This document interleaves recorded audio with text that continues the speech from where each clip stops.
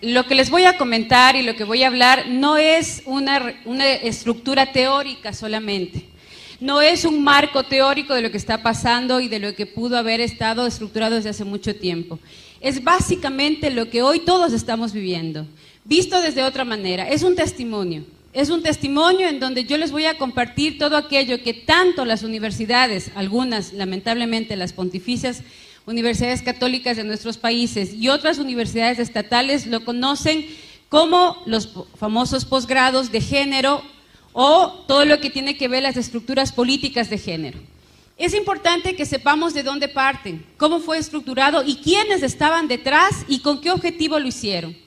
Creo que para poder resumir todo esto y para que todos podamos compartir de una manera mucho más clara aquí hay tres poderes fundamentales. Un poder económico, que es el que mueve absolutamente todo. Un poder ideológico y político que tiene intereses, tanto eugenésicos como nazis y de gobierno global. Y un interés netamente ideológico hacia la nueva estructuración de unos nuevos procesos culturales y sociales. Mucho dinero de por medio, muchos intereses de poder de por medio, pero una propuesta que ha ido calando en nosotros de una manera asombrosa.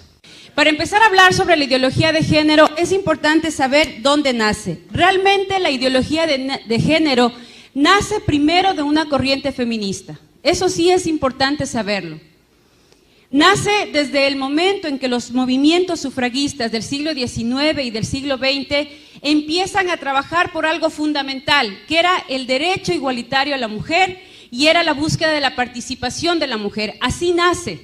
Nace desde lo que tiene que ver los primeros movimientos feministas. Dentro de estos primeros movimientos feministas vamos a ver qué se exige. Se exige la participación pública de la mujer, se exige el derecho al voto de la mujer. Pero ahí es donde empieza a marcarse una búsqueda de un lineamiento político y de un lineamiento filosófico.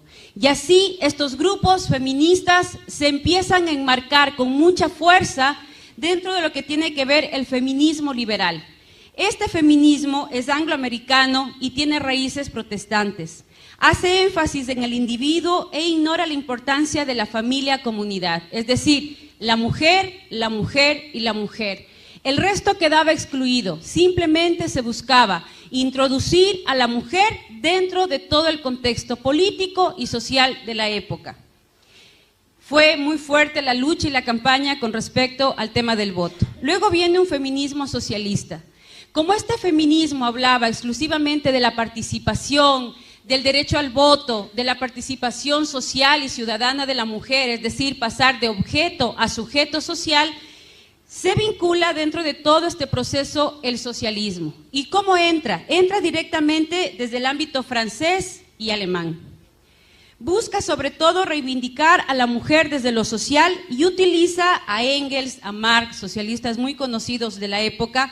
Y así pasamos de la famosa lucha de clases entre ricos y pobres, empresarios y obreros, a la lucha entre el hombre y la mujer.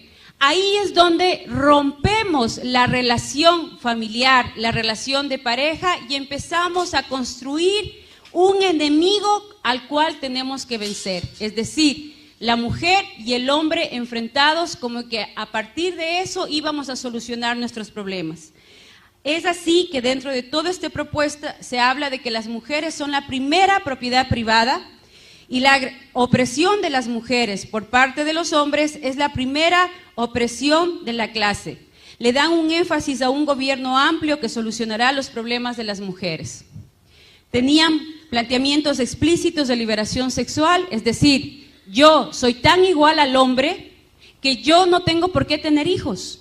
Si él no tiene hijos, yo tampoco, y si para eso tengo que usar anticonceptivos, llegar al aborto y empezar a tener una vida promiscua como a lo mejor algunos hombres la tienen, pues yo tengo el mismo derecho.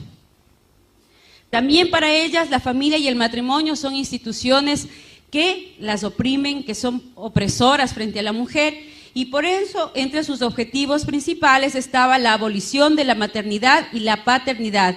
Y para esto era imprescindible la anticoncepción y la despenalización del aborto. Ambos tienen en común el rechazo de la discriminación y ya aparecen los planteamientos malthusianos. Es importante ver cómo esta ideología que parte del siglo XIX y parte del siglo XX, donde toma mucha mayor fuerza, ya se ha convertido ideológicamente en parte de lo que nosotros somos. Yo no quiero que me levante la mano nadie de lo que está aquí, cada uno es una pregunta individual, pero ¿cuántas y cuántos de los que estamos aquí usamos o hemos usado anticonceptivos?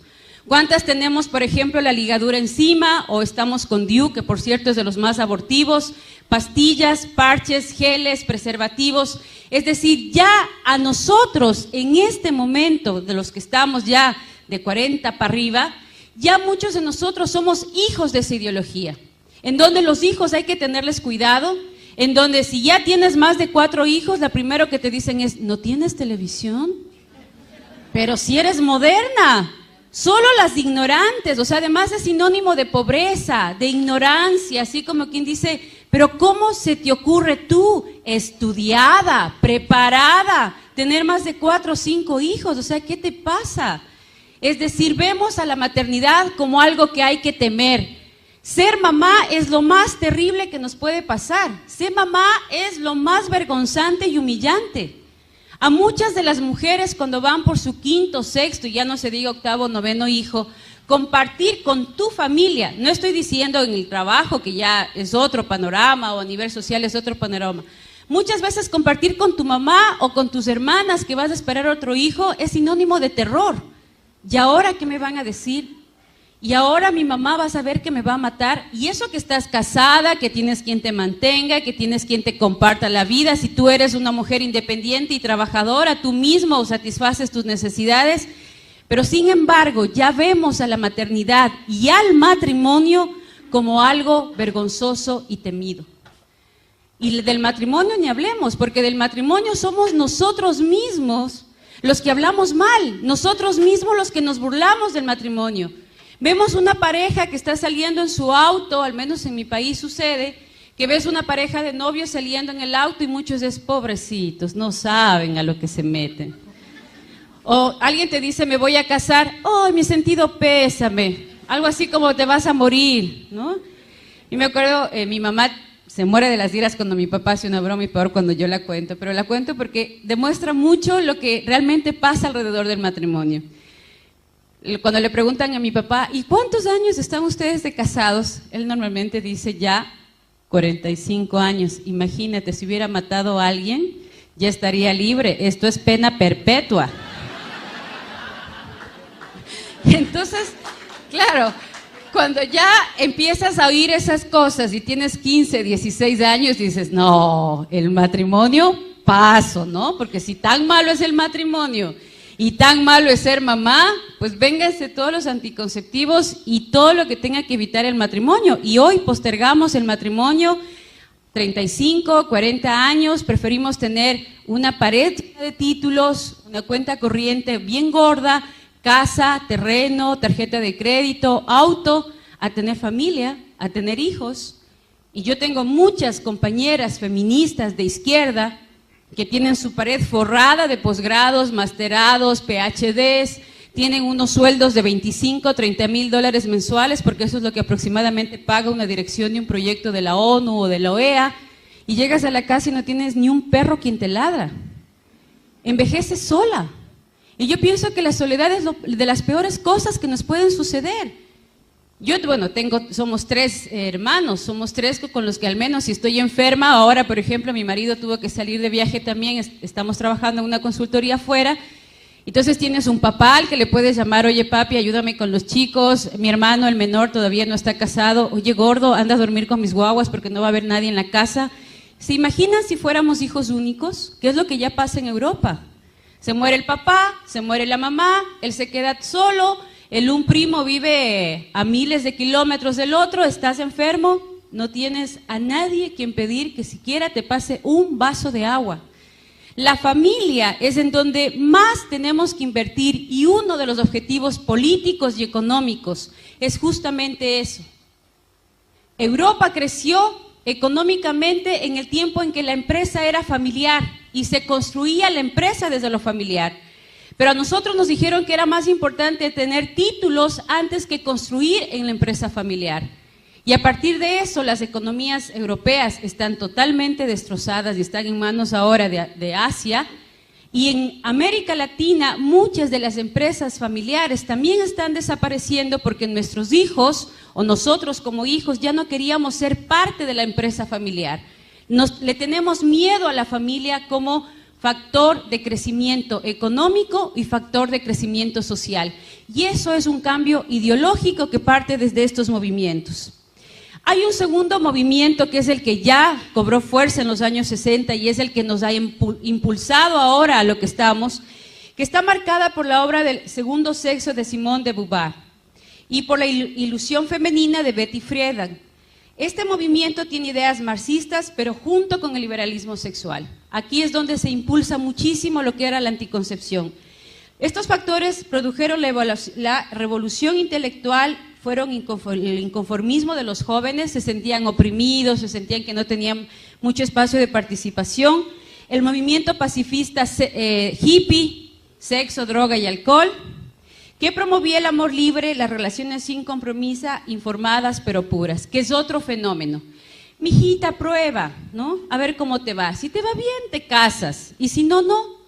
Yo cuando trabajo con jóvenes siempre les pongo un ejemplo, y es, miren, yo no sé cómo son las leyes en Argentina, pero en mi país, y creo que nos parecemos en muchos países, y hasta hoy por aprensión lo hacemos. Cuando yo voy a comprar un auto, supongamos que Manuel me va a vender el super Porsche negro deportivo con el que nos fue a ver al aeropuerto, me pide $15,000 y acordamos que se los voy a pagar.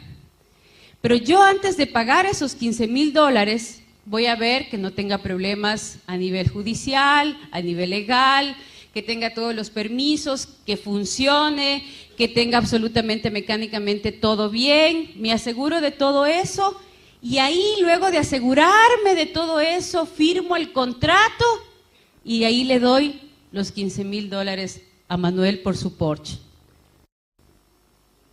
Cuando yo entrego el cuerpito latino, yo les paso a muchos jóvenes gratis, sin un papelito, sin el nombre siquiera. Me interesa más las cosas, los objetos, que yo como persona. Si me choco el auto, Dios mediante, con esfuerzo y todo, capaz que lo recupero. Pero si me da SIDA, o si me contagio de virus de papiloma humano, o de clamidia y luego me quedo infértil para toda la vida, y el cuerpito latino lo entregamos gratis. ¿Ustedes se imaginan que yo le pida a este joven simpático cuando su computadora y le dijera, oye, te quiero comprar el computador, pero necesito que por favor me lo dejes usar 1 año. Después de ese año, si me gusta, te lo compro. ¿Me vendes? Pero a mi hija sí le digo, prueba, mijita, prueba a ver cómo te va. Si te va bien, te casas, y si no, regresas. Pero la computadora sí no la suelto, ¿no? Eso es lo que hacemos, nos tratamos peor que objetos. ¿Dónde está nuestra dignidad de ser humano? O sea, no podemos hacer de nuestro cuerpo un objeto que todo el mundo pueda usar, que todo el mundo pueda disfrutar, y si no te gusta, te dejo. Pero sin embargo, como hay una ideología detrás y la hemos aceptado como si fuera algo maravilloso, como si fuera algo revolucionario, porque además las feministas nos dicen, ¿no? Progreso. Estamos ya en el siglo XXII, tenemos que ser modernos. Ya Europa lo aprobó. Ya en Estados Unidos es una ley como diciendo, mira, nosotros vamos por la cola y no podemos estar detrás. Y sin embargo, no nos dicen todo lo que ellos están viviendo ahora. Pero hay un tercer feminismo, un feminismo revisionista que está apareciendo ahora en el siglo XXI, apareció ya a finales del siglo XX, y es un estudio y una reivindicación a partir de lo que se vivió en los otros feminismos. Este feminismo es nuevo, está apenas apareciendo. Hay una es una diputada, senadora de la Comunidad Económica Europea que lo está liderando, y ella hace un análisis en donde dice que Badinter es la que está trabajando en esta propuesta, que las mujeres no estamos dispuestas a sacrificar nuestra maternidad y la relación con el trabajo. Es decir, nos interesa tanto ser productivas, pero no por eso dejar de ser mamás. No quieren construir una familia sin papá y mamá. Nos interesa el tener al papá a nuestro lado, el hablar del hombre como un compañero, el hablar del hombre como un amigo, no un enemigo a vencer. Quieren ser madres y trabajadoras, tener ese espacio legal para poder movernos.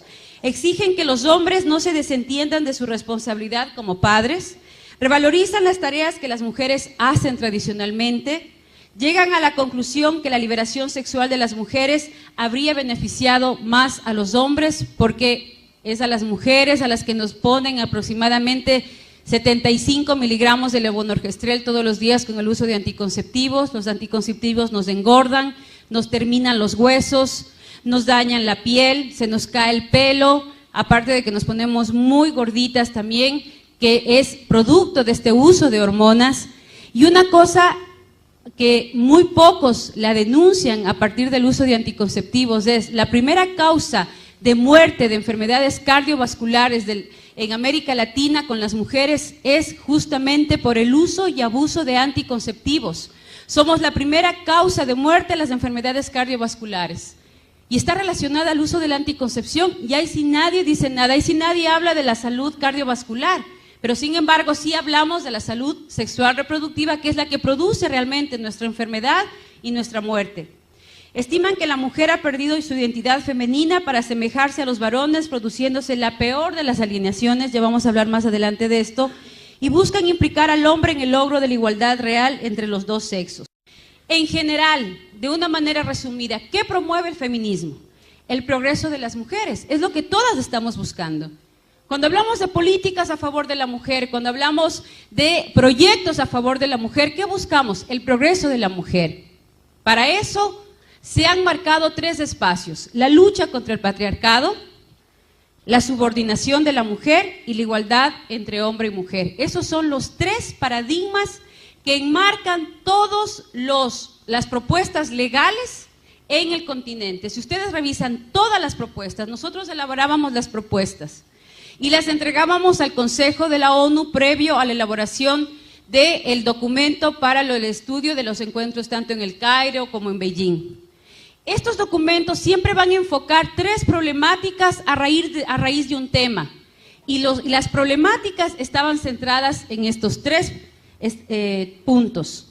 Y para esto, ¿qué es lo que hacemos las feministas? Organizamos a los grupos, organizamos movimientos sociales, capacitamos a los grupos sociales y establecemos luchas políticas que tengan que ir directamente hacia el ámbito educativo, universidades, colegios, maestros, sindicatos, hacia el ámbito de salud, dinero para los centros de salud, dinero para médicos y formación de médicos en mi propuesta, y también todo un proyecto cultural, artístico, en donde yo pueda vender mi propuesta al común de la gente. Pero para poder llegar a esto, ¿qué nos piden? ¿Qué es lo contradictorio? Me hablan de progreso, pero ¿qué me están pidiendo? Para yo poder entrar dentro de ese progreso de la mujer, de ese concepto de progreso, tengo que renunciar a mi esencia femenina. Cuidado digas que eres dulce, que eres tierna, que te encantan los hijos, porque no entras dentro de ese parámetro. Tienes que ser dura, tienes que ser fuerte, te anulan tu feminidad, te anulan tus emociones. Tú no puedes llorar, y para eso te ejercitan, para eso te forman, para eso te ponen en campos de formación en donde te hablan de tus mayores debilidades. Hay una dinámica que se llama la silla eléctrica. En esta dinámica de la silla eléctrica, donde formamos lideresas para que puedan enfrentar el campo social, ponemos un círculo y cada una tiene que sentarse en esa silla, y en esa silla te tienen que decir todos los campos negativos que tú tienes, lo que yo percibo de negativo de ti. Y la que está al frente tiene que evitar enojarse y dar respuestas totalmente frías a cómo puede establecer una estrategia para vencer esa debilidad. Hay mujeres que hasta lloran y automáticamente lo que te dicen es: mira, tú no sirves. Si vas a ponerte a llorar como niña, como bebita, es mejor que ni pienses estar frente de ningún grupo. Tú para revolucionaria no sirves, tú para feminista no sirves, y así que es mejor que lo pienses. Si te quedas, tienes que ser fuerte y dura para enfrentar la batalla, y si no, te vas. Así te forman. Te forman para poder mirar al otro sin tener miedo, aunque sepas que por dentro te estás muriendo. Pero que sepas que tienes una pistola y que si hay que usarla, hay que usarla. Y que no te puede temblar la mano. Y así forman a las feministas. Diana Conti es formada desde los 16, 17 años para poder enfrentar lo que está enfrentando. Para que todo el mundo le diga que es una liberal, que dónde está su familia. ¿Ustedes creen que ella, en el fondo de su corazón, no sentirá la presión social que implica liderar estas propuestas? ¿Que habrá ratos en que no quiera desmoronarse?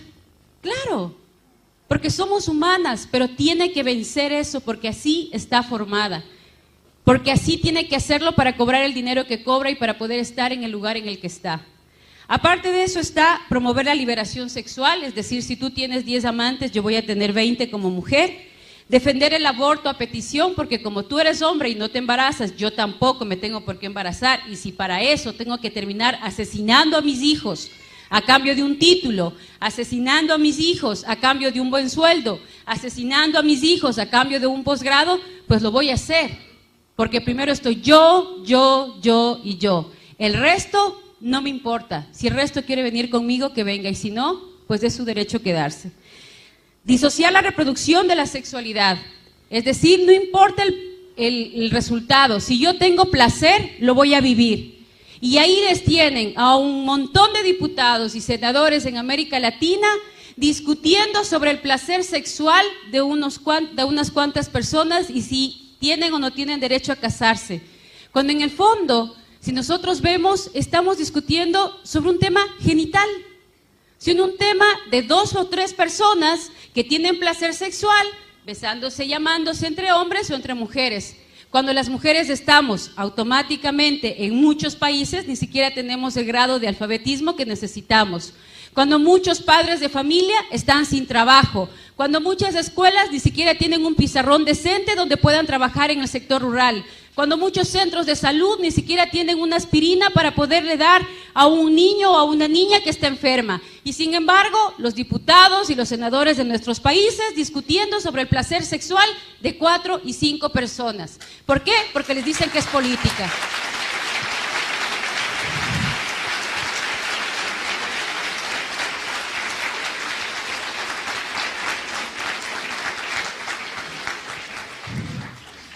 Además, es importante empezar a trabajar dentro de combatir la igualdad salarial, que ese es un punto. Siempre van a encontrar en las propuestas feministas puntos positivos que nos enganchan, pero que tienen con el paquete completo. Es como cuando yo te vendo un proyecto, en el caso de los gobernadores, que nosotros les financiábamos proyectos de los gobiernos locales. Le dábamos dinero para el alcantarillado, pero como eje transversal le poníamos género y salud sexual.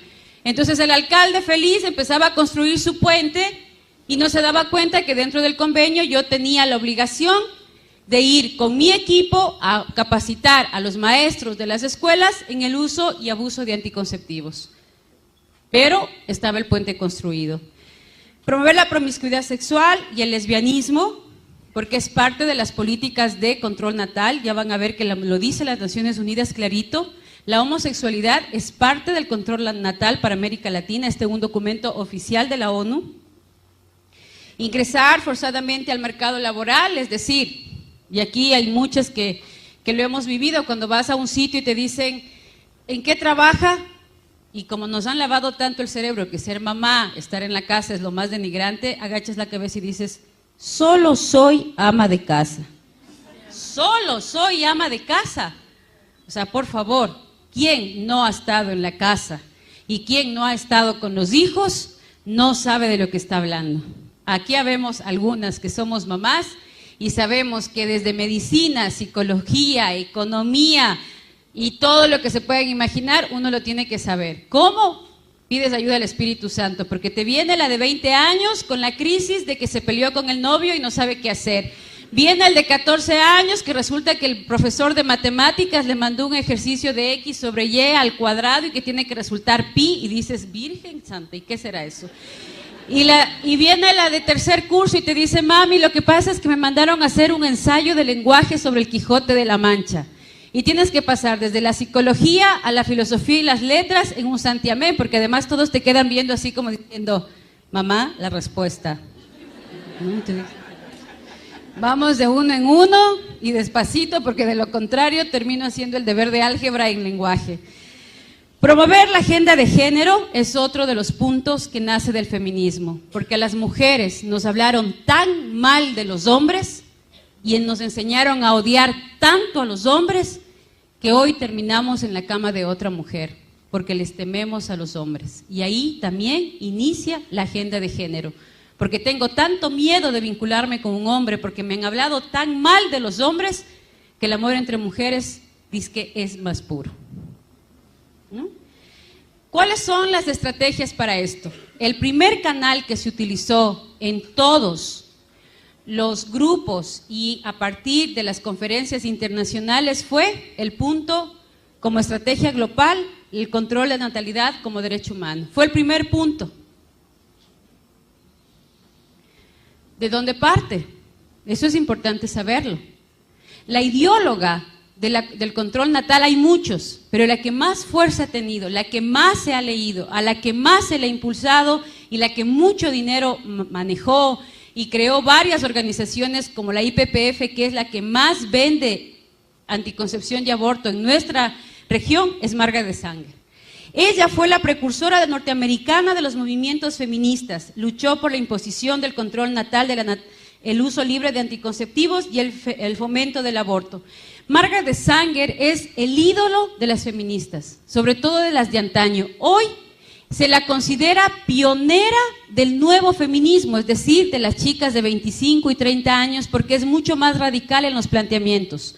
Fundó la organización la Liga Americana para el Control de Natalidad, hoy denominada IPPF, y en 1914 fundó el periódico La Mujer Rebelde, que se considera el hito comunicacional más importante de la mujer. El control de la natalidad como medio práctico de la política racista.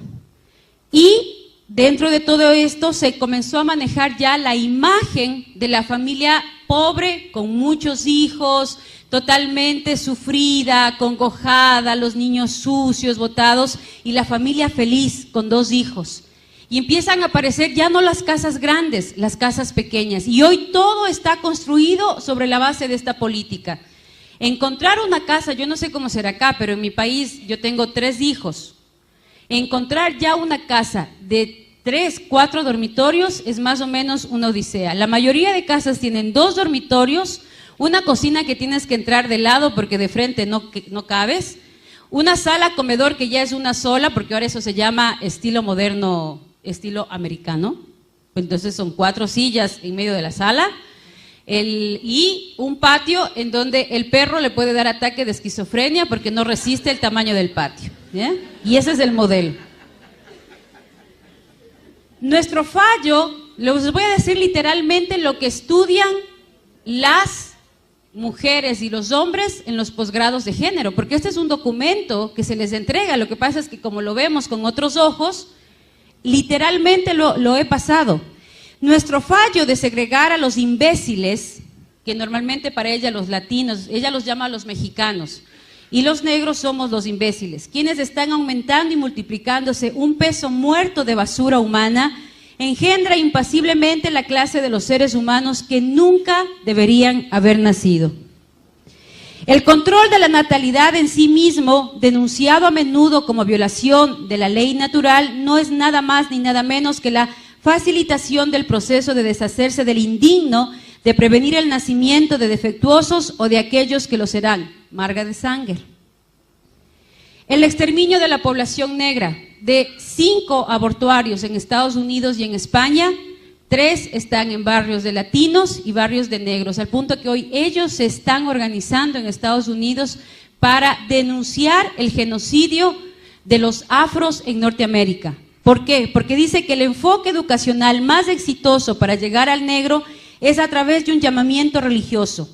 No queremos que nadie se entere de que queremos eliminar a la población negra, y el ministro religioso es el hombre que puede aclarar esa idea, si alguna vez se le ocurre al más rebelde de sus miembros. Entonces, por eso es que hay que buscar sacerdotes que defiendan el género, líderes religiosos que hablen de que no hay nada más bonito que ser homosexual y que no hay pecado en la homosexualidad. Entonces ya no es la líder de las Naciones Unidas.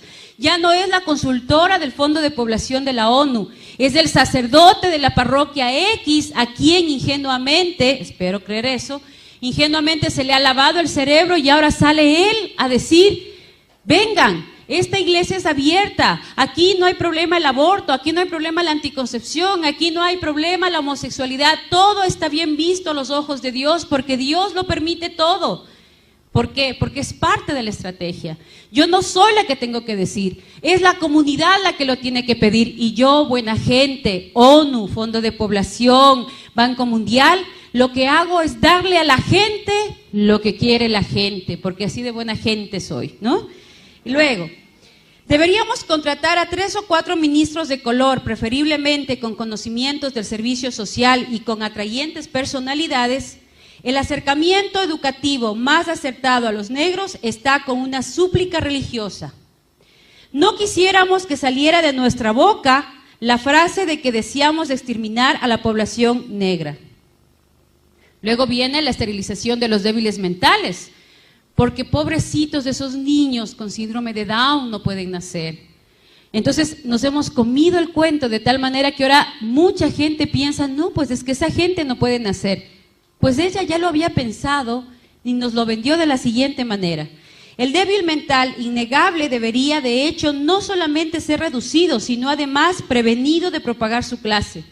Debería llevarnos también a la mejora racial, el esterilizar incluso a esos débiles mentales que no entran necesariamente dentro de un grupo hereditario.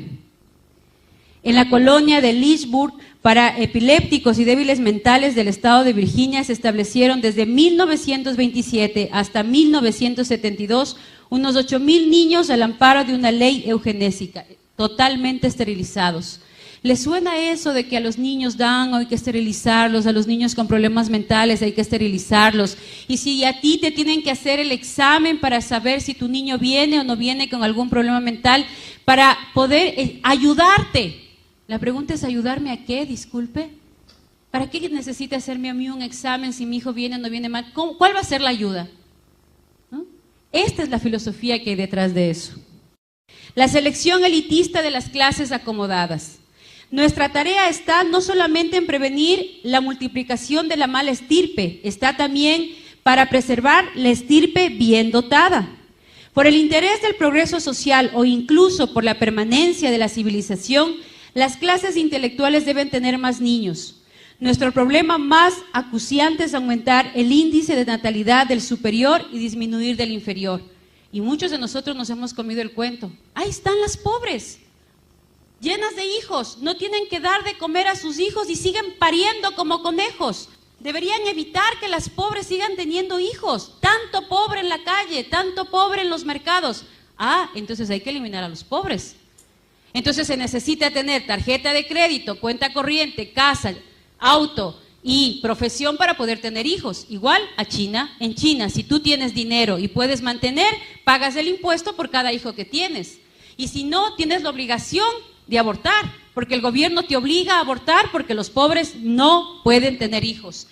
Y vamos a tener que pedir autorización para el número de hijos que tenemos que tener. ¿Por qué? Porque hay una clase que tiene que prevalecer y otra que tiene que desaparecer. La destrucción de la familia y el matrimonio. La acción más misericordiosa que puede hacer una familia numerosa por uno de sus miembros más pequeños es matarle. La cama del matrimonio es la influencia más degenerativa en el orden social. No te cases, ¿para qué te vas a casar? Bueno, pues si te va mal te divorcias. Ninguna mujer tiene derecho legal de concebir a un niño sin un permiso para la maternidad. Y viene el anticristianismo. Fundamentalistas, curuchupas, comecirios, antiprogreso, homofóbicos. ¿De dónde nace? Los servicios de maternidad para las mujeres de los barrios miserables son perjudiciales para la sociedad y para la raza. La caridad no hace más que prolongar la miseria de los ineptos. Los resultados, de 5.9 en América Latina en 1950, a 2.5 en el 2000, a 2.1 en el año 2010 y el objetivo es llegar a 1.9 en el 2050. Hoy estamos ya en parte de los objetivos que ellos están cumpliendo. Llevamos 2.1, muchos de nuestros países como promedio. Nos hemos convencido de que a los hijos hay que tenerles miedo. Hay más tasas de divorcios que de matrimonios en la mayoría de nuestros países. Muchos de los chicos ya no optan por el matrimonio. Las relaciones, las uniones de parejas son más comunes que los matrimonios. Y todo parte desde toda una estrategia que venimos arrastrando desde atrás. Yo le he puesto las frases tal cual ellos lo dicen, pero a nosotros nos hablan de progreso, nos hablan de derechos, nos hablan de felicidad, nos hablan de éxito, cuando en el fondo, si ustedes les preguntan a estas feministas, les preguntan a estos líderes sociales, ¿cuántos de ellos están con la persona con la que se casaron? ¿Cuántos de ellos tienen hijos botados en varios hogares? ¿Cuántos tienen hogares destrozados? Casi todos. Ustedes fíjense en un líder de izquierda, fíjense en una feminista y vea si realmente detrás de ella hay una estructura social y familiar que le sostiene. La mayoría de ellas no lo tienen. Y si la tienen es porque es un marido santo que aguanta todo. ¿Cuáles son sus canales? Aquí viene la estrategia. ¿Cómo funciona esto? A través de las conferencias que acaparan el 70% del trabajo de las Naciones Unidas. Esa es la estrategia. Ahí tenemos las conferencias de mujeres, de población, de niñez, de tierra, derechos humanos, las conferencias sociales y las dos últimas de la mujer y de los jóvenes en México. ¿Cómo operan? Las conferencias están diseñadas para llamar la atención sobre algo particular. Un ejemplo, el control de la población. Estamos tan poblados que nos estamos cayendo los unos a los otros porque ya no cabemos. Y uno se sube a un avión y ve unos campos maravillosos. Por cierto, Mendoza tiene unos paisajes espectaculares, unas montañas y unos campos, pero fascinantes. Y resulta que uno ve, sí, una población grande, sí, pero no están tan poblados que ya se están cayendo de los cerros. No, nadie, ¿no? Pero nos dicen no, control poblacional, ya estamos demasiados. Y producen documentos en consenso. He puesto en comillas en consenso, ¿por qué? Porque estos documentos los elaboramos un grupo de técnicos que trabajamos en las Naciones Unidas. Estos documentos reflejan verdaderamente la problemática que se va a trabajar. La problemática, por ejemplo, de violencia contra la mujer, la problemática de analfabetismo más alta que existe en América Latina y en África en relación hombre-mujer, es cierto. Se ponen las problemáticas reales, se hace un análisis de la problemática real. Y estos son los que tienen que definir las pautas para las acciones nacionales e internacionales. Es el documento base donde está el problema enfocado, pero tiene el marco de control natal. Problema, solución, control natal. ¿Cómo se llega a esa conclusión sin que yo ONU lo diga y lo diga la gente? Pues a través de las reuniones regionales. Estas reuniones son reuniones de avance, entre comillas. Son personal de la ONU quien redacta un borrador que se presenta a los delegados de los países en las precomisiones que se llevan a cabo en Nueva York. Este paquete que tiene que ver con el análisis de la problemática baja a cada uno de los países. En esos países se lo traduce a la realidad nacional, a la realidad de Argentina. En función de esa realidad, la ONU, a través de sus técnicos, llama a diferentes ONGs que estén trabajando en relación a ese tema. Y ahí viene el punto, la presión. ¿Cómo logro la presión? A través de las organizaciones no gubernamentales que yo mismo como ONU autorizo para llegar a la cumbre. ¿Por qué? Porque las reuniones paralelas a la conferencia se focalizan en el trabajo de lobby. Yo llevo un grupo de jóvenes, de esos chicos guapos y simpáticos que están en la esquina, les cuento todo el drama, pobrecitas las mujeres, excluidas, sacrificadas, llenas de problemas, no tenemos participación, entonces tenemos que sacar adelante la participación. Ellos empiezan a dar una serie de ideas, una serie de propuestas, una serie de actividades, de estrategias, resultados, porque además tú le entregas las fichas que tienen que llenar. Ellos no llenan las fichas por sí mismos. Yo les entrego unas fichas con unos lineamientos y unas preguntas que ellos tienen que responder. Y el momento en que yo veo que, por ejemplo, una de estas simpáticas chicas dice, pero ¿por qué la ley del aborto? O sea, no tiene nada que ver el control natal contra el aborto. Yo automáticamente lo que le digo es, mira, después hablamos, te lo tengo que explicar. Lo que pasa es que ella no tiene muy claro el asunto, pero luego yo hablo con ella, pero ustedes sigan trabajando. Entonces, la anulo directamente. Cuando sale el documento no lo redactan ellos. Yo contrato una relatora, las famosas relatoras de mesa, que son las que ya están capacitadas por mí, las que ya recibieron absolutamente toda la información que yo necesitaba, recoge 4 o 5 planteamientos de ellos y lo traduce al lenguaje que la ONU quiere plantear como política internacional. Así funciona. Entonces, ahí viene el lobby.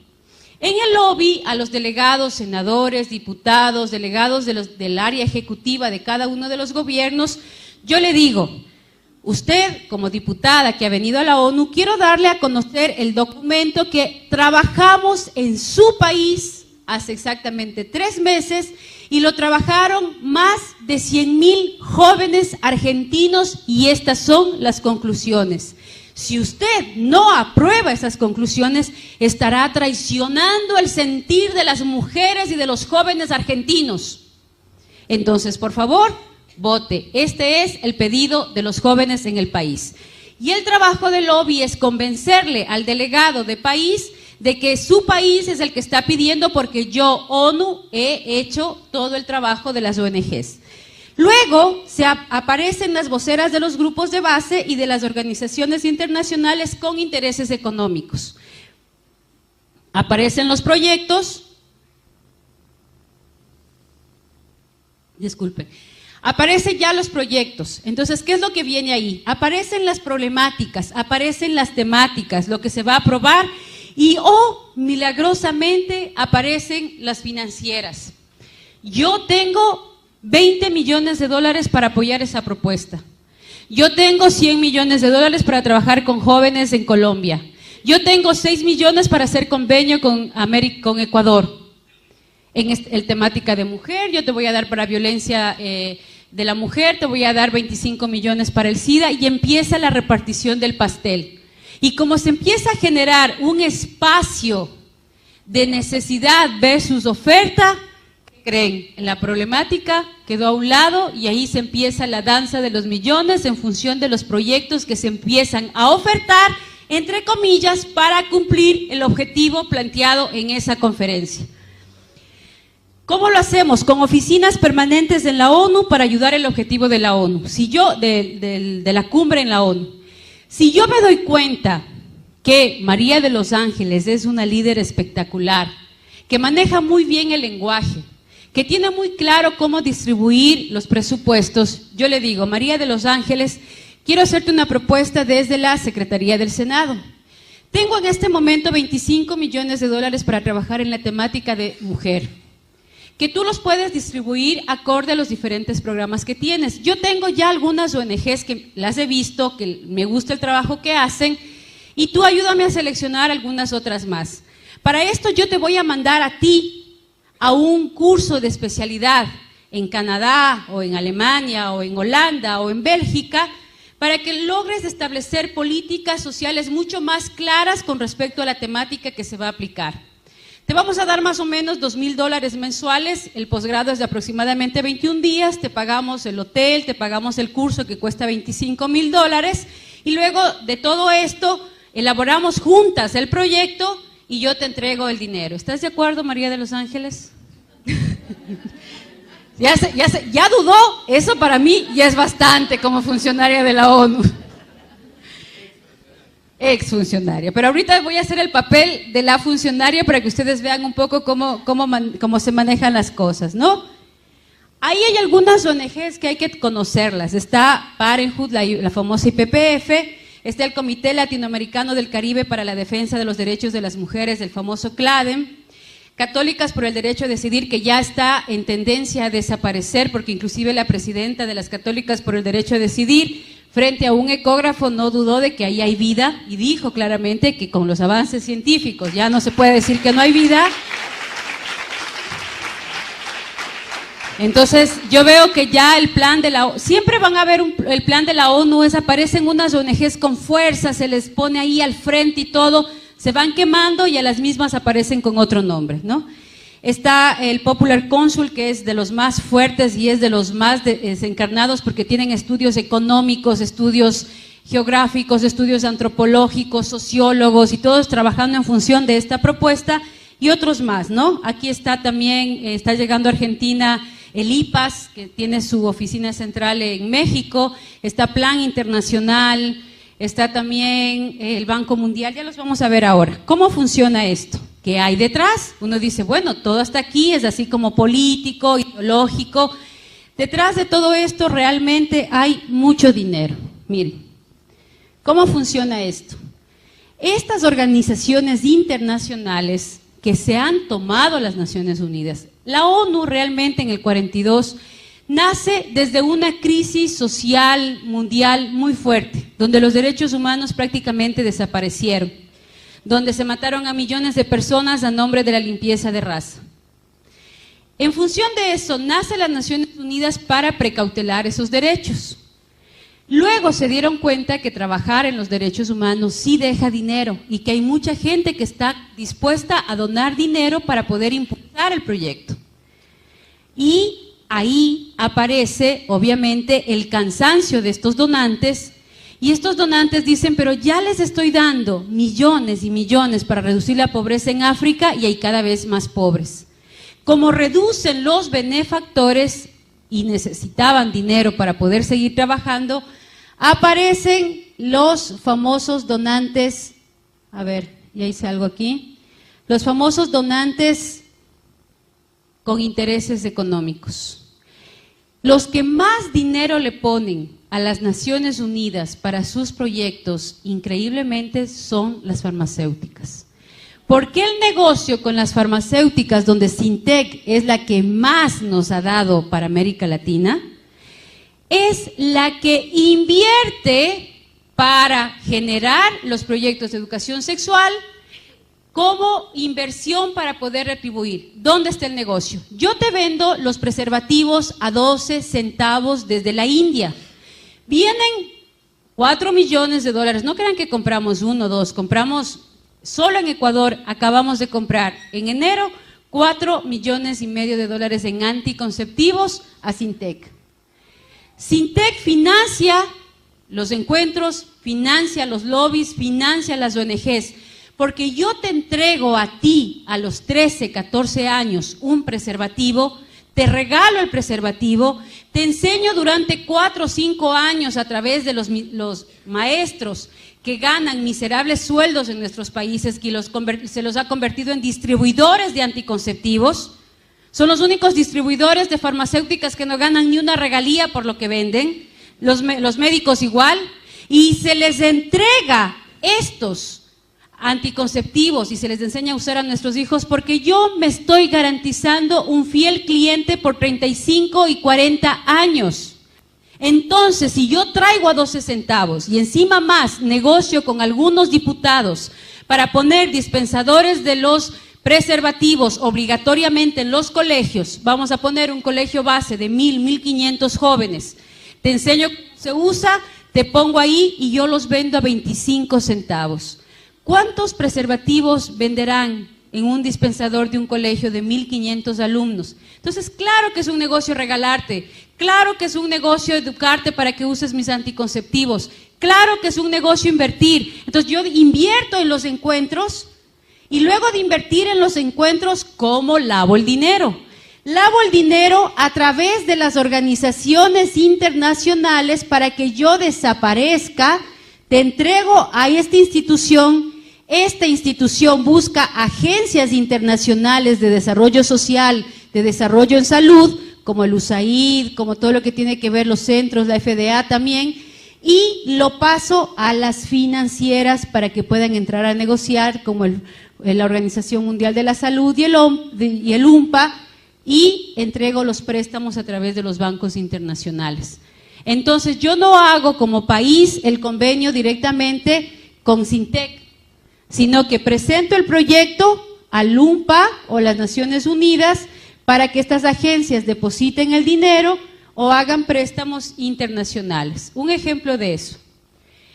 Si yo soy diputado, si yo soy alcalde o gobernador y hago un convenio con el Fondo de Población o hago un convenio con UNICEF, hago un convenio con el Banco Mundial para mejorar los centros de salud de Mendoza, el Banco Mundial, a través de estos organismos internacionales, me ofrece donarme 100 millones de dólares para construir, para arreglar, para comprar equipos a los centros de salud de Mendoza.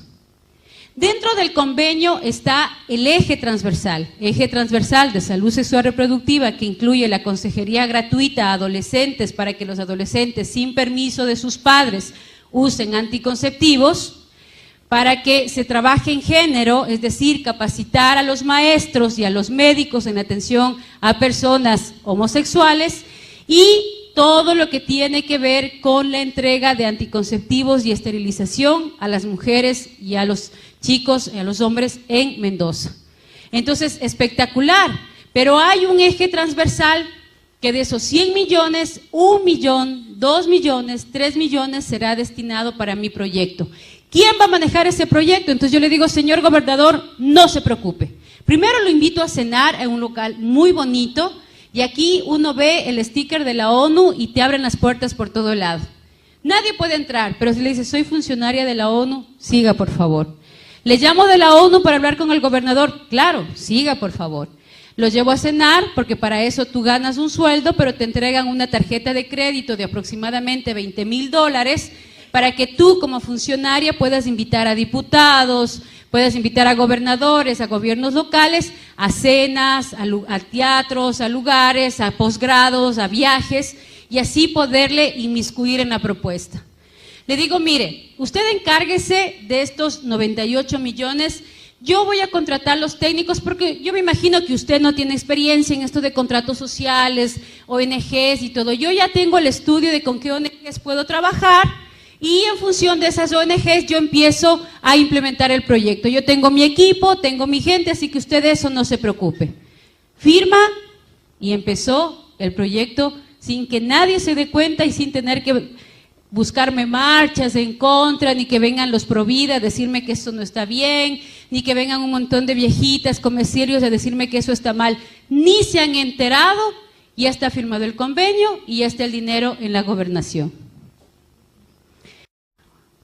La más grande de estas ONGs que trabaja en todo el continente, desde México hasta Brasil y Argentina y Chile, es la IPPF. El que está al frente de la IPPF actualmente es el hijo de Margaret Sanger. La IPPF, Alexander Sanger, él es el gerente de la IPPF actual. Y la IPPF en su página web, ellos, la verdad es que nosotros no leemos, pero ellos lo tienen bien clarito y lo ponen ahí directamente. La IPPF trabaja para mejorar el acceso a la anticoncepción de emergencia para ayudar a prevenir embarazos no planificados y abortos inseguros. ¿Qué quiere decir? Que trabaja por el aborto seguro, que vende abortivos, que vende aborto químico, que esteriliza y entrega anticonceptivos a los jóvenes sin mayor información. Y aquí ustedes no ven absolutamente en ninguna parte de la página, en ninguna parte, lo que tiene que ver con el peligro de las enfermedades de transmisión sexual de nuestros hijos. Yo lo único que hago es vender un negocio. Entonces, imagínense qué negocio. Te entrego anticonceptivos. Como sé que no existe sexo seguro, tienes dos opciones: o te embarazas o te enfermas. Si te embarazas, te vendo el aborto. Y si te enfermas, te vendo, por ejemplo, la famosa vacuna en contra del virus de papiloma humano, que le dicen muy noblemente en contra del cáncer de útero, que no hay tal cáncer de útero si no hay virus de papiloma humano, que es una enfermedad que se transmite vía piel a piel por el simple sudor de la piel. Entonces yo también te vendo las vacunas. ¿Cuánto cuestan? $475. ¿Cuántas dosis? 3 dosis. ¿Cuánto cuestan los retrovirales para el SIDA? En Brasil se los produce a $170, $180 y nos lo venden en nuestro continente entre $800 y $1,000. Un negocio redondo. Y para completar el negocio, yo también te vendo las máquinas a través del IPA para todos los procedimientos abortivos, Y no conforme con eso, hoy me he inventado un tubo para extraer el bebé de 8 a 10 semanas, venderlo completo, entren a las páginas web y pongan compro y vendo bebés abortados, y mientras más completo está, más caro te pagan las mismas farmacéuticas para dos cosas: investigación con bebés muertos o elaboración de geles, de cremas y de shampoos con el colágeno de nuestros propios hijos. Ese es el negocio macabro que hay detrás. Entonces, vamos a ver qué de las conferencias y cuánto dinero ya está implementado. En la conferencia del Cairo del 94 ya se habló del aborto como un derecho y muchos países lo aceptaron, incluyeron los derechos sexuales y reproductivos, y desde 1998 todas las constituciones, todas, sin excepción alguna, todas las constituciones del continente incluyeron dentro del marco constitucional en el área de derechos humanos el concepto de salud sexual reproductiva, sin considerar lo que eso implicaba. Los fondos para planificación familiar en todo el mundo fueron de 17,000 millones de dólares que ya se entregaron y ya se gastaron. Educación sexual y sexo seguro desde los 14 años, que ya empezamos ahí a elaborar los primeros textos educativos para ser entregados a nuestros hijos. Representantes de Honduras como Lorena Casco y también Cecilia Royals fueron las que más guerra nos dieron en esa época. Ellas fueron las que impidieron, y gracias a ellas muchas de estas políticas en América Latina no se introdujeron, porque alertaron a varios de los gobernantes que estaban ahí y a varios de los delegados. Se habló también de que los niños que nazcan deben aparecer como niños deseados, y se empezó aquí a introducir dentro de todos los textos de salud, dentro de todos los libros de ginecobstetricia, el concepto de niños deseados como política desde la resolución de El Cairo. Se trató de cambiar el concepto de familia a familia en todas sus formas, y Europa lo acogió, América, desde Norteamérica, Canadá hasta el Cono Sur, no la adoptaron en el 94. Luego en Beijing, ya los logros que se tuvieron y que ya estamos viviendo el resultado de eso se trata negativamente al matrimonio, a la familia y a la maternidad, y se empieza a hablar de la importancia de vivir las relaciones sexuales como un derecho sin llegar ni al matrimonio, y no importa el sexo, no importa el estado civil, no importa si eres hombre, si eres mujer, no importa absolutamente nada. Buscan eliminar la discriminación específicamente en el tema de la homosexualidad, y ahí aparecen las primeras leyes en Europa y en Norteamérica para incluir la libre orientación sexual, tanto en los diferentes estamentos estatales hasta llegar a los estamentos constitucionales. Y ya en muchos países se ha logrado: México, Colombia, Argentina, que ya les voy a decir, son los 3 parámetros. Este es un dominó. Este dominó que tiene la ONU tiene 3 puntas a nivel latinoamericano y del Cono Sur. México, por ser, entre comillas, país católico, está la Santísima Virgen María y su influencia tiene mucha fuerza por la guadalupana. Está Colombia, porque se considera siempre un país mucho más conservador, mucho más apegado también a la religión, y está Argentina por su influencia política y porque siempre o marca la moda, o marca los hitos musicales, marca los hitos artísticos. Entonces también está Argentina. Caen las 3 puntas y el dominó va cayendo automáticamente uno tras de otro. Esa es la estrategia que se tiene.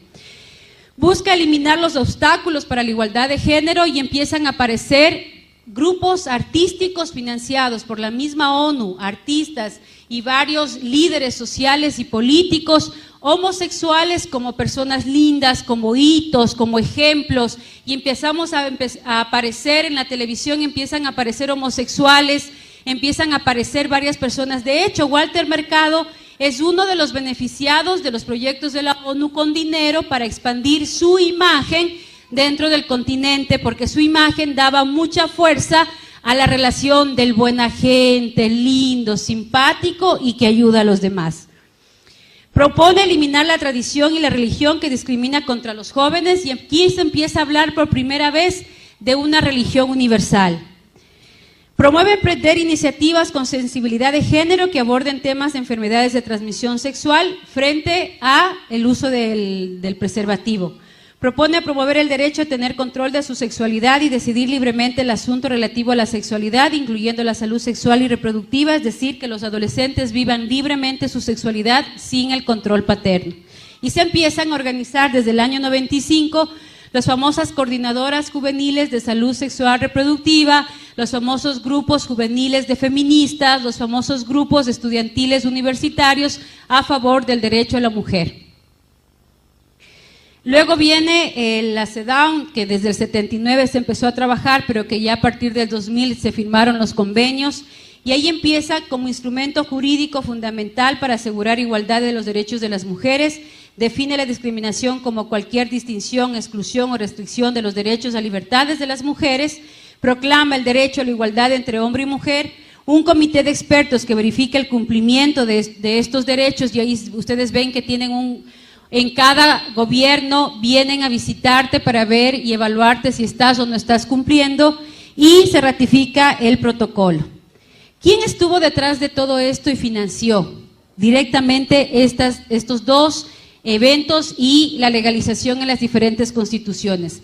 Frederick Osborne y la IPPF.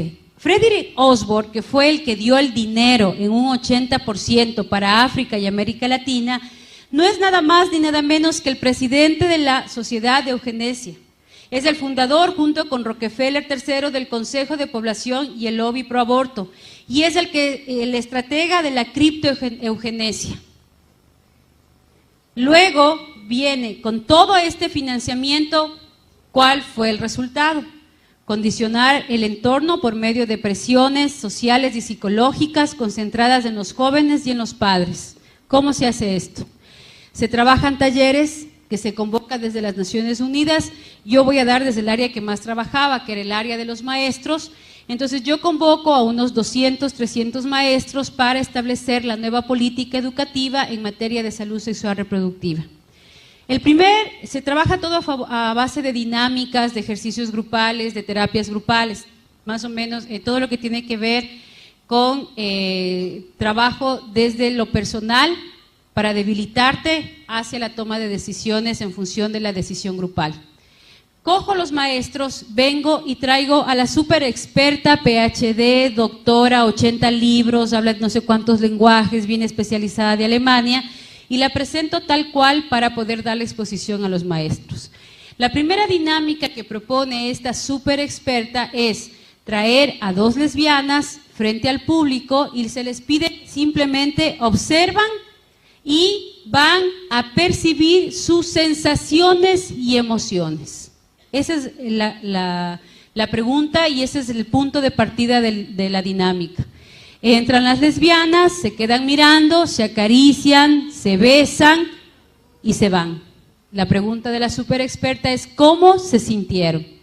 Y empiezan unos que sí, que me da igual, mira, cada uno tiene derecho, otro que dice no, me parece horroroso, o sea, no estoy de acuerdo, por favor, ¿cómo es posible que nos hagan esto? Yo venía a otro taller y todo. A todos los que protestaron les digo, por favor, levanten la mano quienes no están de acuerdo o no les pareció bien, o se sintieron mal, o se incomodaron con esta dinámica. Levantan la mano, gracias, bajen la mano por favor, y les digo, ustedes deberían ir al psicólogo. Tienen un problema moral. Ustedes tienen todavía problemas de carácter interno que resolver porque están influenciados por cuestiones religiosas, de derecha, y todo lo que ustedes piensan va a evitar el desarrollo de nuestros países. En el evento van a haber muchas cosas de este tipo, por lo tanto decidan si se quedan o se van. Yo les puedo recomendar tomar un taller de gestáltica que les permita vivir su sexualidad, porque a lo mejor lo que tienen es una sexualidad reprimida, porque el 50% de varones ya ha tenido tendencias homosexuales y el 30% de mujeres también las vive todos los días. Eso lo dice el estudio hecho en X, Y, Z, y por lo tanto ustedes están dentro de ese marco. Agachan la mayoría la cabeza, hay 2 que 3 valientes que se mantienen y pelean, pero el resto mutis. ¿Por qué? Porque lo dice la súper experta. Y así es como empiezan a trabajar. Todo esto se introduce el control natal, y eso ya lo hemos visto, ¿no? Luego viene la Fundación Rockefeller, que empieza a trabajar y empieza a financiar a través de estas organizaciones. ¿Y cuáles son los logros? Se ha establecido políticas de esterilización de enfermos degenerados, la mujer como pieza clave de la nueva humanidad, la iglesia principal enemiga del progreso humano y la revolución sexual. Hasta ahí el primer paso. ¿Están en todos nuestros países estos pasos? Sí. Viene el segundo paso.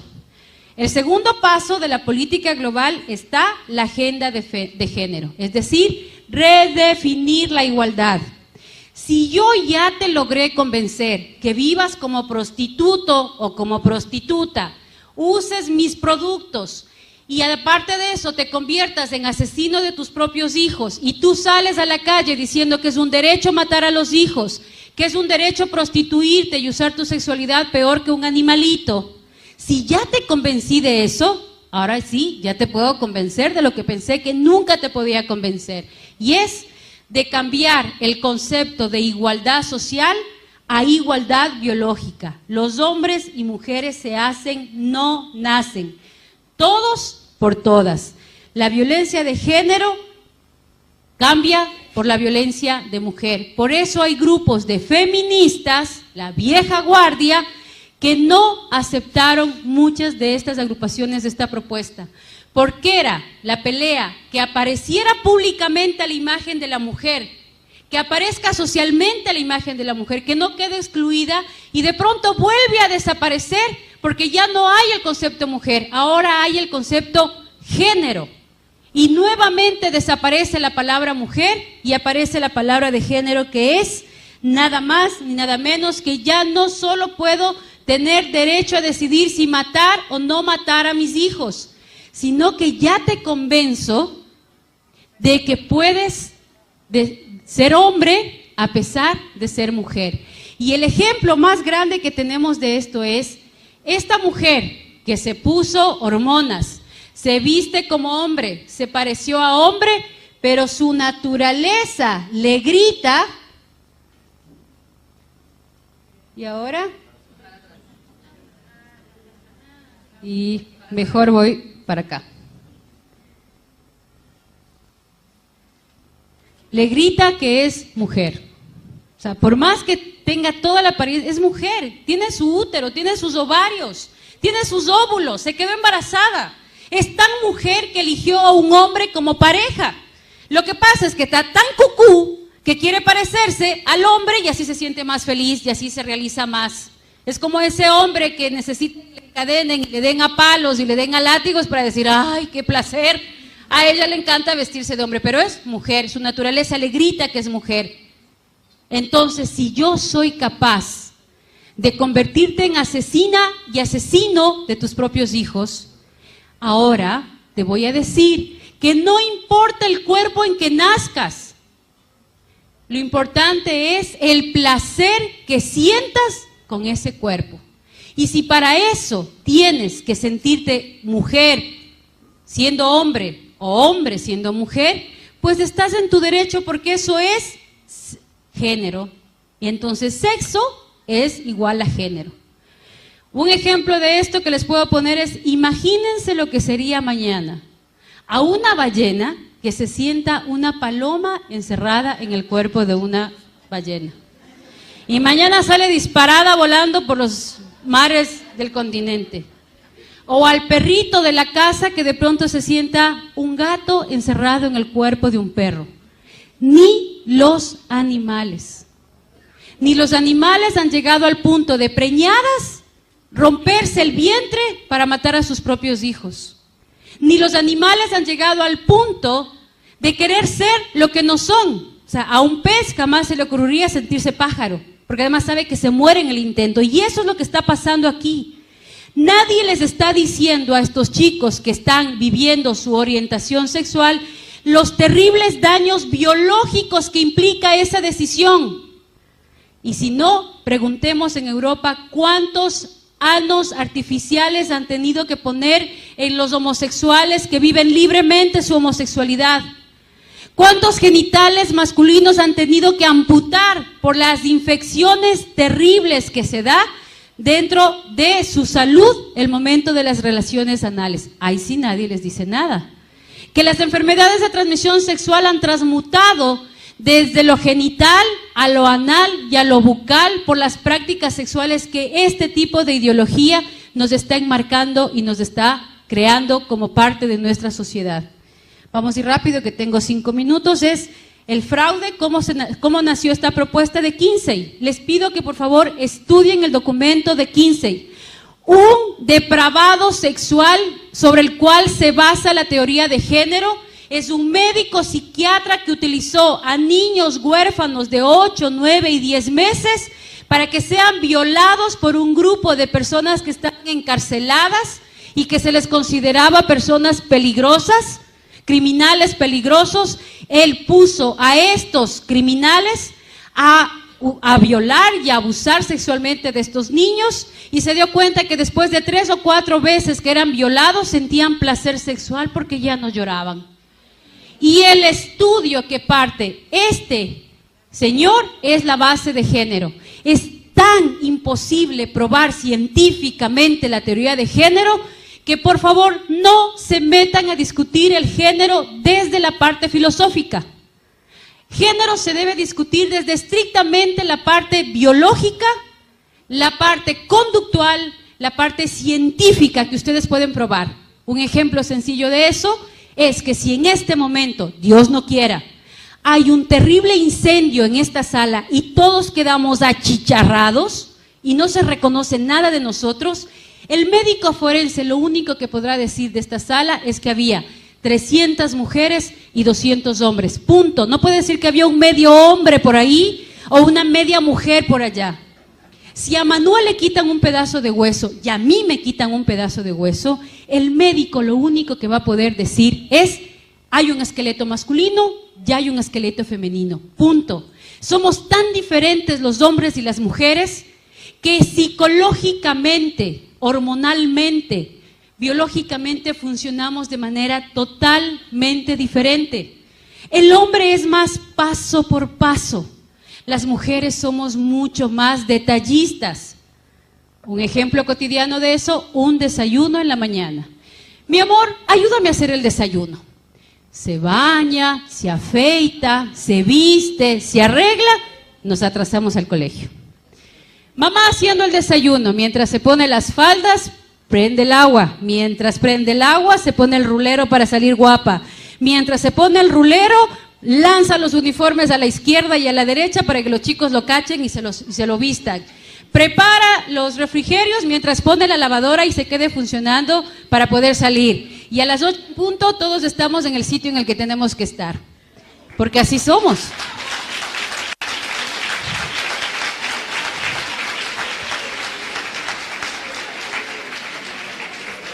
Y ahora imagínense, ¿no? ¿Ustedes se imaginan un papá dando a luz? ¿Verdad? Ahora imagínense ustedes sin los brazos de esos hombres, sin la practicidad de ellos. Que cuando tú llegas toda alborotada y le cuentas: es que mi trabajo, es que la vecina, es que la comadre, es que los hijos, es que el colegio, es que el mercado, es que el problema, el que no sé qué y no sé cuánto, y él te queda mirando así. No entendió nada de lo que le dijiste y te dice: sí, mi amor, claro. ¿De qué sí? De eso de lo que me estás hablando. ¿Pero de qué parte? ¿De tu amiga? No te estoy hablando de mi amiga, te estoy hablando del trabajo. ¿Mm? Pero sí, esos ojitos de popurrí, sin sus halagos. ¿Ustedes creen, mis queridos amigos, que las mujeres nos arreglamos, nos peinamos, nos perfumamos, nos guapeamos para que aquí mi amiga me diga: mamacita, qué buena que estás? No.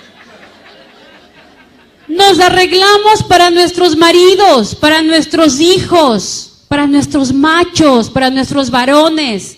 Y todas nos debilitamos y nos derretimos frente a esas palabras amorosas que ustedes nos dicen.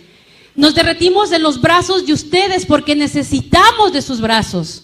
Necesitamos de su practicidad, necesitamos de su racionalidad, necesitamos de su concreción, porque de lo contrario no concretáramos nada, nos termináramos haciendo 10 cosas a la vez. Entonces, cuando yo rompo con todo eso, obviamente rompo con toda una estructura, y si yo soy capaz de convencerte de que ya mates a tus hijos, luego de que ya no eres mujer, que eres hombre, te puedo convencer absolutamente de todo. Y ese es el plan social y de poder económico y político. Porque los jóvenes que viven como animales su sexualidad y no son capaces de tomar decisiones asertivas de su vida, de su cuerpo, no van a poder tomar decisiones absolutamente de nada. La prueba de eso es la generación de los ninis en Europa. Ni estudian ni trabajan. Y eso es lo que quieren acá. Porque a esos jóvenes es fácil lavarles el cerebro, a esos jóvenes es fácil sacarles el voto, a esos jóvenes es fácil decirles lo que deben comprar, lo que deben vestir, a dónde tienen que viajar, qué es lo que se tienen que poner, dónde tienen que estudiar y qué carreras tienen que estudiar, porque nos convierten en seres humanos totalmente manejables, totalmente vulnerables, violentos, sin ser capaces ni siquiera de enfocar una meta a la cual seguir. Y aquí yo quiero hacer un llamado a los jóvenes. Si los jóvenes y las mujeres no nos comprometemos en participar en política, a meternos y ensuciarnos las manos, a meternos y abrir la boca y a ser la voz de los que no tienen voz, estamos fregados, porque les vamos a dejar a ellos el poder.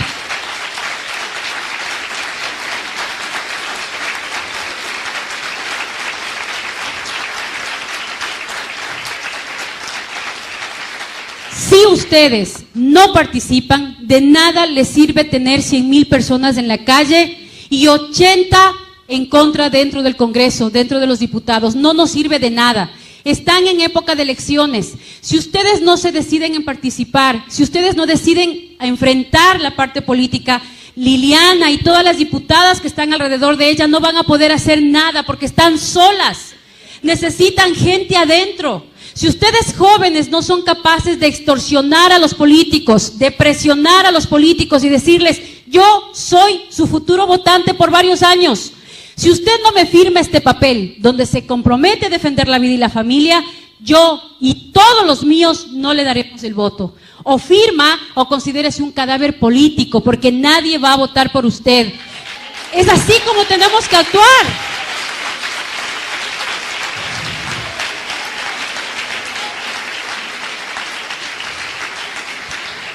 Y como ya me están votando, y tengo que correr, no le he dicho todavía cómo organizarse, porque una cosa es la denuncia, y estoy empezando recién las propuestas, organizarnos. Este evento es fundamental. Este evento tiene que unirse con todas las fuerzas internacionales que en este momento están trabajando. Estas son algunas de las organizaciones internacionales que están ya dentro de los Estados Unidos en la ONU con oficinas propias. Son gente buena que ya se ha logrado introducir en los canales de la ONU para romperle sus esquemas, para romperle su participación. Si no nos organizamos y no tenemos claro cómo actuar, no lo vamos a lograr. No hace falta que salgas y digas a la calle que el aborto es un pecado, se te van a reír en la cara. Tienes que decir lo que es el aborto, un crimen, y a mí como mujer nadie me va a obligar a asesinar a otra mujer. Así vive en el vientre de mi útero, porque todas las mujeres tenemos derecho, incluida aquella mujer que vive en el vientre de otra mujer. Por lo tanto, estamos por el derecho de todas las mujeres, porque nadie me va a obligar a mí a mancharme las manos de sangre asesinando a mi propio hijo, porque ese hijo es muy fácil quitármelo del vientre y de mi corazón y de mi mente. ¿Quién me lo va a quitar? Porque a mis hijos no les van a decir que metiéndose con otro varón, amando a otro varón va a ser más varón, porque lo voy a destruir. Entonces ahí es donde yo tengo que organizarme, federaciones de padres de familia, federaciones de jóvenes, federaciones de mujeres, federaciones de hombres, porque aquí los que más están perdiendo son ustedes, papás, porque les están quitando el derecho a ser padres, a ser abuelos, porque les están diciendo que son criminales, que son irresponsables, que ustedes no pueden ser papás, que son malos, que son violentos. Eso es lo que les están diciendo. Ya es hora de que los hombres salgan a la calle y digan, habemos hombres que amamos a las mujeres, habemos hombres que estamos dispuestos a dar la vida por nuestros hijos, que no nos avergüenza lavar los platos, que no nos avergüenza cocinar, que amamos a nuestras hijas mujeres y amamos a nuestros hijos varones. Los católicos, los cristianos, tienen que salir a la calle a defender su derecho de hombres, porque hombre no es aquel que tiene más mujeres, hombre es aquel que tiene una y la ama para toda la vida, y ustedes han demostrado ser hombres valiosos.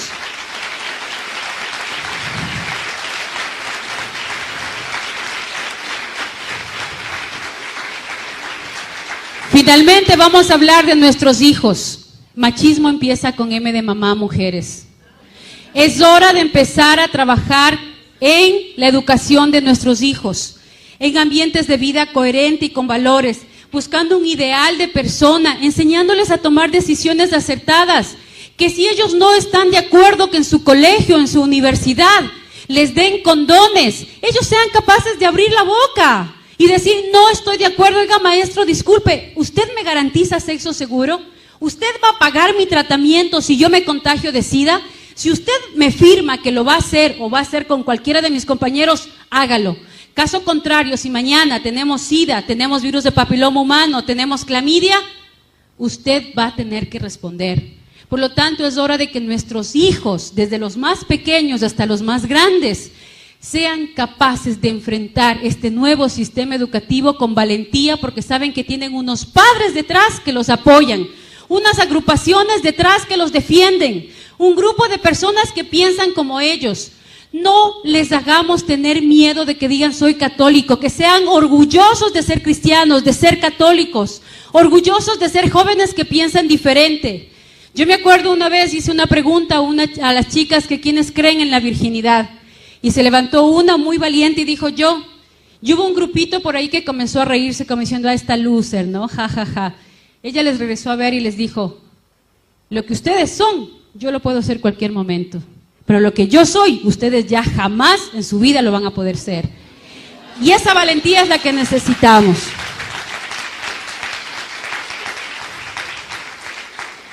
Bueno, ya están ahí, yo creo que con esto terminamos. El concebirnos como hombres y mujeres complementarios, establecer mercados, políticas económicas. Hay que empezar a trabajar en función de leyes a favor de la familia, a favor de la maternidad, empezar a crear créditos educativos a favor de las familias grandes, a favor de las parejas, que los que se casen puedan tener reducción de impuestos, reducción en costos, de todo el tema de la construcción, el poder trabajar con las empresas para que en sus publicidades no sean empresas solamente socialmente responsables, sino que sean empresas con políticas familiares, comprometidos con la familia. Ustedes están ahora organizándose. México tiene una idea que le ha venido trabajando mucho tiempo y se las paso por si acaso, el Día de la Familia, en donde todas las empresas, los mercados, los supermercados, los negocios de comida, en ese día hacen programas especiales para las familias, dando énfasis en las familias grandes y en las familias pequeñas. Hacer compatible la maternidad y la paternidad, no tener miedo a comprometernos. Tener acciones positivas y trabajar a favor de la familia y de la vida es lo único que nos va a ayudar y nos va a fortalecer. Trabajar en favor de la familia y de la vida es lo único que va a lograr cambiar Argentina, cambiar Colombia y Ecuador. Si no estamos unidos, no estamos claros y no alzamos la voz, no tenemos derecho ni siquiera a criticar. Si ustedes no están comprometidos adentro, si ustedes no entran a la política, si ustedes no entran a jugárselas, ya perdieron el derecho a criticar. O nos jugamos y entregamos la vida, además, porque tenemos el ejemplo más grande de todos. ¿Saben cómo se ama y se defiende lo que uno cree? Así. Como Cristo lo hizo por nosotros. Dar la vida hasta la última gota de sangre. Eso es lo que hay que hacer. Muchas gracias.